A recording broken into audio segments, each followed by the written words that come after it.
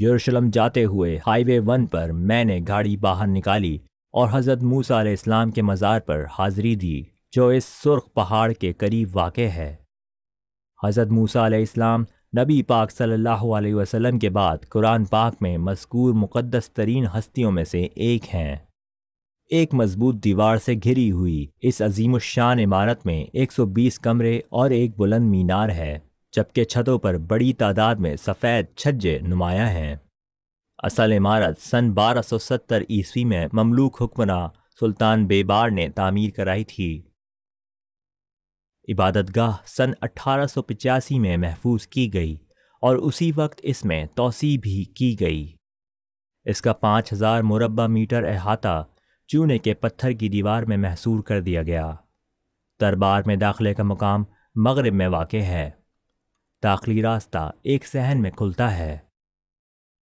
صحن کے گرد 2 منزلہ عمارت میں کمرے واقع ہیں، جبکہ دائیں جانب مسجد ہے۔ عین درمیان میں 2 کنویں ہیں جہاں سے زائرین کو پانی مہیا ہوتا تھا۔ صحن کی مشرقی جانب سیڑھیاں ہیں جو مسجد کے دروازے تک لے جاتی ہیں۔ صحن کے درمیان میں سبز رنگ کے چھپر کے نیچے مسجد واقع ہے، جس کا مینار پچھلی جانب ہے۔ عبادت گاہ کے وسط میں واقع کمرہ اس عمارت کا قدیم ترین حصہ ہے۔ کمرے میں سبز رنگ کے کپڑے سے ڈھکا ایک یادگار مقام ہے جو حضرت موسیٰ علیہ السلام کا مزار ہے۔ شاید آپ نے میری سفر اردن کی فلم دیکھی ہو۔ میں نے اس میں کوہ نیبو کے مناظر شامل کیے ہیں جو یہودی اور عیسائی روایات کے مطابق حضرت موسیٰ علیہ السلام کا مقام تدفین ہے، لیکن اس مقام پر اصل مقبرے کا سراغ نہیں لگایا جا سکا۔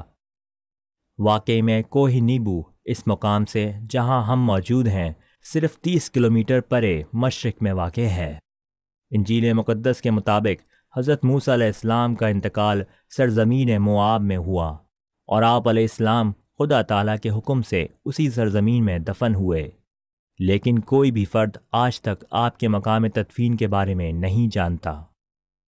اگرچہ آپ کے مقبرے کا یہ مقام بھی یقینی نہیں اور انجیل کے حوالوں سے بھی میل نہیں کھاتا، لیکن یہاں ایک دیوار پر آویزاں ایک تحریر کے مطابق نبی پاک حضرت محمد صلی اللہ علیہ وآلہ وسلم کے ایک قریبی ساتھی حضرت ابو ہریرہ رضی اللہ تعالیٰ عنہ نے اسے حضرت موسیٰ علیہ السلام کا مقبرہ قرار دیا ہے۔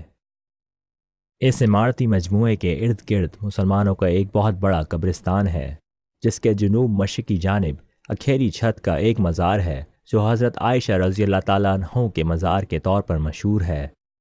آپ رضی اللہ تعالیٰ عنہ نبی پاک حضرت محمد صلی اللہ علیہ وسلم کی ایک زوجہ تھیں۔ یہاں ایک واضح اختلاف پیدا ہوتا ہے۔ حضرت عائشہ رضی اللہ تعالیٰ عنہ کا انتقال مدینہ میں ہوا۔ آپ رضی اللہ عنہ کی نماز جنازہ حضرت ابو ہریرہ رضی اللہ عنہ نے پڑھائی اور آپ رضی اللہ عنہ کے جسد خاکی کو جنت البقیع قبرستان میں سپرد خاک کر دیا گیا، جو مدینہ میں ہی واقع ہے۔ حضرت موسیٰ علیہ السلام کے مزار سے کئی سو میٹر دور سڑک کے کنارے ایک جگہ ہے جو مقام حسن الرائی کہلاتی ہے۔ یہ مقام دراصل ایک مزار ہے۔ اسلامی روایات کے مطابق حسن الرائی حضرت شعیب علیہ السلام کے چرواہے کا نام تھا جو اس مقام پر دفن ہے۔